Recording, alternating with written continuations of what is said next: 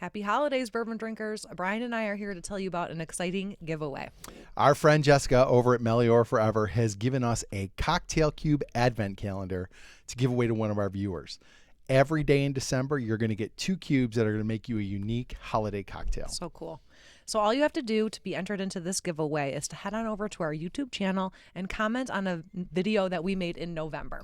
That's right. And everybody who comments from November, I think 2nd was our first video, all the way to the 22nd is going to get entered on the Wheel of Names. And then on November 24th, we're going to spin the wheel and give this away to one of you. And you're going to get it just in time to enjoy it for the month of December. A lot of drinking in December, but we're all for it. It is the season of cheer. All right. Happy holidays, Brian. Happy holidays, guys. Cheers. Cheers. Welcome to Bourbon School. I'm Lauren. And I'm Brian. And today we're going to do the Mrs. BadAxe Pours Challenge.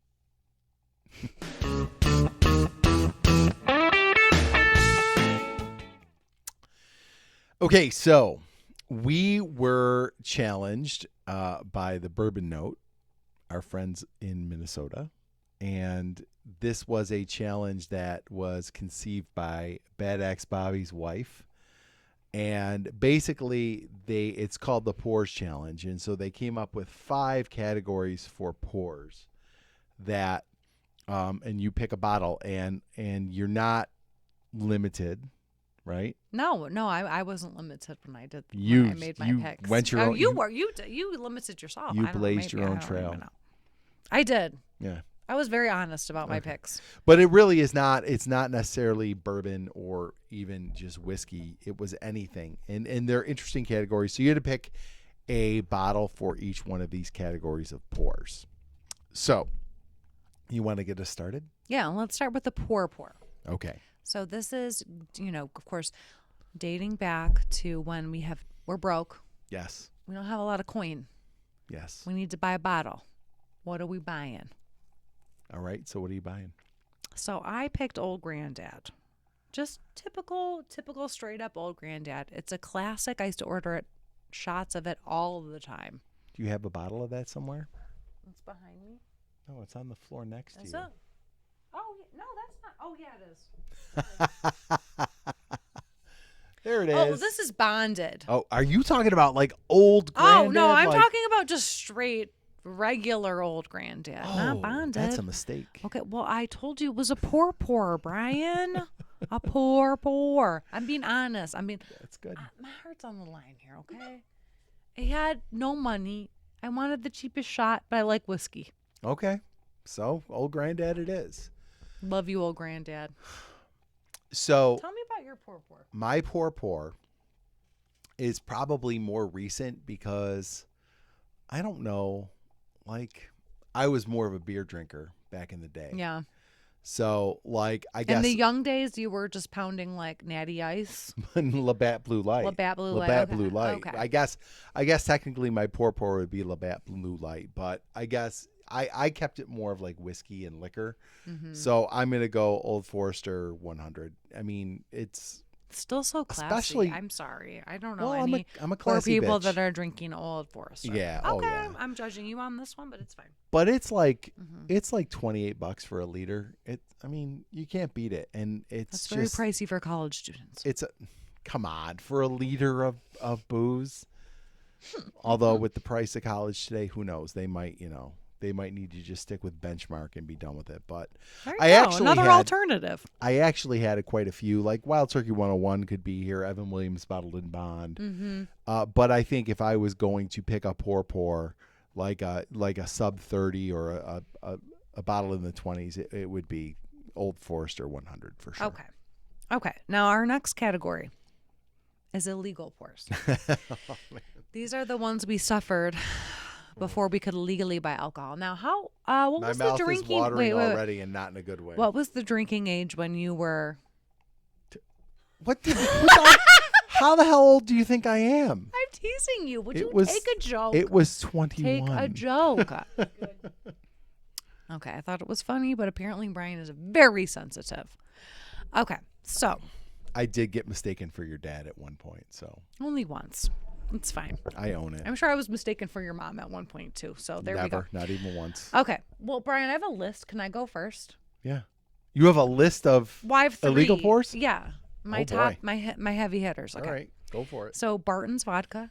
My sister used to keep. It was like, I don't know, maybe $5, 5 to 15, Okay. like a gallon under her Oh, bed. like the handle, the plastic handle? The plastic handle. The cheapest thing you could buy. Nice. That is Barton's, okay? Yep. My sister still, I think she could still drink it, actually. She's a tough one, you know? That's tough broad. Yeah, that's a tough broad. Okay, but also my first like illegal drink ever was definitely Seagram's wine coolers. Wine coolers. And I remember taking them from the fridge when my parents weren't home and then drinking them and then filling them with water and putting the screw back on like I was going to trick somebody. Mm-hmm. And then third is 99 bananas. Oh. Now, if you could get your hands on 99 bananas, you are a lucky lady or gent because You are not. that stuff will get you where you need to be. So those are my 99 illegal bananas. pours. I do remember 99 bananas. Oh, but- you remember, you go to a liquor, you can still find it. It's out there. Yeah. Oh, yeah. They If got still make it? pineapples, the bananas. They got all kinds of pears. 99 Whatever of you them. want, babe. Wow. 99 of them. All right. Yep. It's out there. So I think mine, I actually, as you were talking and making a list, I have a couple more. I So hope you add them. So I would say probably Boone's Farm. Remember Boone's Farm? The like wine coolers that came in the wine bottle, so it was fancier. It was probably like 4% alcohol, too. Yeah, Boone's Farm right here. Then Rumplemints. Remember Rumplemints? Producer, can The you make that producer just sound a little gagged. bit louder? Rumplemints was like you did shots of it. It was like peppermint, like Oh, God. schnapps or something. Oh, no. Peppermint, get out of town. It was atrocious. It was atrocious. What about Jaeger? Oh, Jaeger? Oh, yeah. Jaeger. That's a classic. Jaeger I mean, was more when I was older, Okay. but Rumplemints for sure. But I think whiskey wise, it is Crown Royal, and to this day, if I even get a scent of Crown Royal, I start to get a little gaggy. It is. and it's not cheap. There were some bad nights with Crown Royal. Me, it was like screwdrivers, you know. Oh, that's Ooh, yeah. rough. That's my illegal pour. What's next? Ooh, okay. So next, I have baller pour. Mm-hmm. So a baller is, what is a baller, Brian? I think about Jay-Z when I think about a baller. Hell yeah, baller! Like you're walking into the club. You're in the club. You got, just point at you got, you somebody don't and have they're dollar bringing bills. you. You have $100 bills. Right. And you like point at someone and they bring you the shit you want and then you just throw a lot of cash at There's them. Cristal. Yes, I've heard tell of Cristal I don't know that what ballers that is, drink. but I think ballers also get like VIP rooms at clubs. I don't know what that bottle is. service. Don't know what that is either, but I imagine it's great. But it's baller as hell. So basically, neither of us are equipped to pick a baller because we have no No. idea. We don't have don't- any firsthand We don't experience. swim in the baller No, waters, we do guys. not. We're teachers. Yeah, and we also have some guidelines on this channel. It's like I don't know that there's as many baller bottles that are less than $100. So Okay, so are you ready yes, for proud my pour. baller pour? Baller pour. My baller pour. Okay. Now this was recently gifted to us. Yes. And this is some stuff I would take out Yep. when I want to impress people. Yeah. Oh yeah. This is Jack Daniel's single barrel proof rye. Mm-hmm. And it doesn't even really taste like a rye to me. I know you think it tastes like a rye, but I think it tastes like a sweet balance between a rye and a traditional bourbon. It is a rye-ish. Like it's not. I don't think it's like heavy rye, but it definitely can tell it's. Look not at the star bourbon. bottle. Yeah, it's beautiful. I mean, when you want to present something, Yep. you want to feel like a baller. Well, and Jack Daniel's has some pedigree to it. Like it's. It doesn't, but like, Yeah. listen, when you want to impress people, you're like, Yeah. oh, listen, you think you know Jack Daniels? Yeah. Try this, right? Like yeah, Am I you're right? like whipping it out on the table and showing them like here is You my think bourbon you know? knowledge. Here it is. Yep. Whip it out on Yep. the table. Yep. Okay, Absolutely. Brian, tell me about your baller. So my baller pour, and again, we are working with some within some confines. Yeah, Of kind of we we're have not whipping out a $500 no bottle. never. You will never see one on this channel. Mine is my Stag. It used to be called Stag Junior. Now it's called Stag, and I have actually 2 of these now. I just got one at a raffle recently. He's at my so local excited. shop. So there are, first of all, it definitely is something people will look at and be like, oh, because it's a high-end Buffalo Trace product. It's not BTAC. It's not George T. Stagg. It's not, William LaRue Weller, but it is a high-end Buffalo Trace product. So that kind of adds to it. And that we don't really buy into the Buffalo Trace hype. But I will tell you, this is a bottle that I think Buffalo Trace makes that is really, really good. And when you have recommended this yes, forever. Yes. And when I went to that raffle, it was with the sole purpose of getting one of these. They had 3 of them. I got picked when there was one left. So I ended up getting it. Wow. Lucky duck you are. Yes. I think that is a definite baller pour because not a lot of people get it. In some places, it can be resold secondary for pretty high. I've been to stores where they have it on the shelf for $300. It's crazy how much the price is different. Right. It's insane. And so I would call this a baller pour just because it is sought after. It can get pricey, and it is really, really good. Yeah, so it is. That's my baller pour. Okay. Our next category, our fourth, is the proud pour. Yes. Now, you could interpret this in a few different ways. Okay. For me, it is something that is medium priced. And when I say medium, I mean around 50, 50 to 70. Okay. And one that you feel like when you pull this out, whomever you're going to give it to, you're going to be proud to give it to them. Okay. What do you think? What's a proud pour? Mine, for me, I did it a little differently. I did one that I am proud to own. That maybe it's something a little more rare. Something that's a little more rare, and that can vary by where you are. Like what's rare for me might not be rare for other people, but mine is one that we never see around here, and actually it didn't come from Western New York. I got it from somewhere else. So, so what's yours? I will go first. Now, this is a producer's pick. It's a classic favorite. It's homey. It's love. It's warmth. It's campfires. It's everything. And this is. I had to look at it. Okay. Woodford Reserve Double Oaked. Right. And this pour is just, I don't know. Our producer went like this. I'm going to copy her because that is exactly how I feel about this bottle. Anytime you whip this out, people are going to love what you're giving them. I agree. And I think I think that's a bottle that you can make somebody a bourbon drinker with that. Absolutely, which is why that is a proud pour. Yeah. Okay, Brian. I like it. Okay. So like I said, I did it a little differently. My proud pour, because this is one it's very unlikely I'm going to find this again. It's something I really, really coveted. I was really wanting. And thankfully, between my wife and Ben from the Bourbon Note, they were able to make it happen. An Old Forester single barrel strength. I know I see people who post pictures. They're like, "Oh, I went to my liquor store and they had a bunch of these." Not around here. This is a rarity around here. You don't see them. We did have a liquor store that got a pick up in Buffalo, and it was gone like that. Like you had no chance to get it.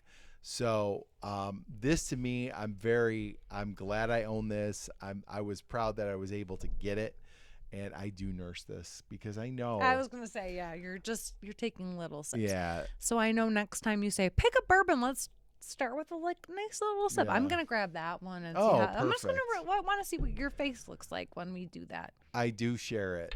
I'm just kidding. You're very generous. But I am proud. I am proud of having this one. I do like having this one. It's a great collecting bottle. I will be very sad when it's gone for sure. All right, what's next? Okay, finally, we have our private pour. Now, private pour can be interpreted in many different ways. Okay. I think we might interpret this differently. So a private pour to me could be something that you like to have in private, meaning you want to keep it to yourself, or it's something you're maybe a little bit embarrassed of that might be lurking on your shelves that you will just drink and you have no qualms about drinking. We have a few of those back here. Okay. For sure. So for me, I'm not a picky person. No. Whatever's left, when people come over, they leave bottles. Yeah. I'll drink it. Yeah. whatever's there. I'll mix it. I'll sip it. I'm not picky. Right. Okay. Recently, somebody left something like about it was like a chocolatey something mixer. You could put it in coffee. Guess what I did? You drank it straight. I drank it straight. That's amazing. You could put it in chocolate milk if you want. Okay. All I'm saying Didn't is, curdle the milk. What do I care about that? Put some ice on it, Brian. You probably should. Okay, you probably shake should. it up. You Yeah. just live with it. All right. I will, whatever my private pour is, the dirty garbage that anyone has left at my house. That's what I will drink. So is that it? And You I don't have a haven't- specific. No, whatever's there. Okay. You have a party, people bring stuff. It could be anything. You're just like, leave It that here. could I'll take care of it. I've had some crazy wild beers being left at my house. Stuff Yeah. that I would never buy. Yeah. Like woodchuck. Cider? Oh, come on. I don't like woodchuck. I don't Oh. like a cider. I don't like an ale. That's just crazy. I love beer, but I don't like that. Yeah. All I'm saying is sometimes I got some weird stuff, like just weird stuff you would. Oh, one time somebody brought they're like bomb. They look like a grenade, and they're full of liquor. You should not drink those. And yeah, This is if a you mistake. want to die, you will try one of those. I You put it on ice. I sipped it. You should have kept that one private. Okay. Okay, my private pour is, I went a little different. This is one I am really, when people come over, I am like, Pick what you want. yes, I'm very open. He's to sharing lying. He anything hides else. that old Forester. Nope, it's sitting right there. I'm So, kidding. This one is, for me, one that I'm never going to have this again. Never. And so it's, for me, it's my Friday at Fred's, my story time, Jepson's cognac finished Friday at Fred's cigar good. blend. That's This a is good such a bottle, good Brian. bottle. And I don't blame you. You should hide that. I know I did. Honey, put it behind the bar. I did share this on when we streamed with Guys Being Dudes and it talked about cigars. That is very rare. This is one like, and I sometimes am like this with a single barrel that I really like, and I'm like, man, I'm never going to have that again. Sometimes it's really hard to share. Mm-hmm. And as much as I share everything on this shelf, this is You one get that FOMO. You're like, I can't. I Yeah. have to have every sip. Yeah, I'm more hesitant with this one because I know I'm never going to get another one. I think they're gone now at this point. I don't know if Shane, you're watching, you can let us know if there's any left, but I think they're gone. So it's a good bottle, and it's a unique bottle, and it's one you won't find again. So for me, that's my kind of private pour. For very selfish reasons, I don't want to share it. I don't blame you. Not All at right. all. Okay, so those are our 5 picks. Yes, our pours challenge. Yeah, our pours challenge. BadAxe, Yes. Mrs. BadAxe. Yes. I think we fulfilled the challenge in our own way. Like I we did. interpreted it our own way. Yes. You know, We did interpret it a little bit, but I don't think we went crazy. We weren't like Greg from the Bourbon Note, who kind of makes up his own challenge. well, you know, I mean, for a private pour, anyone that's willing to drink anything left at their house. I mean, that's pretty low. Those are low standards. Yeah, that's For anybody, Respect. you I know? respect it. I respect it. Okay. But Okay. anyway, go ahead. So if you like this video, please like, subscribe, share, and hit the bell for notifications. So you never miss another episode of Bourbon School. Let's challenge a couple of channels. Who do we want to challenge to What do you pick this think? up and keep doing it? I'm going to go with Major Zero. I want you to do your pours challenge or your pours challenge. And let's see, how about RJ the Fed? Shirtless man? You have to do it shirtless. has though. to. Absolutely. That's his thing. So let's see what you guys come up with for your pours challenge. And please comment below if you want to comment with what your pours would be for each category. Throw it in the comments below. And cheers, everybody. Cheers.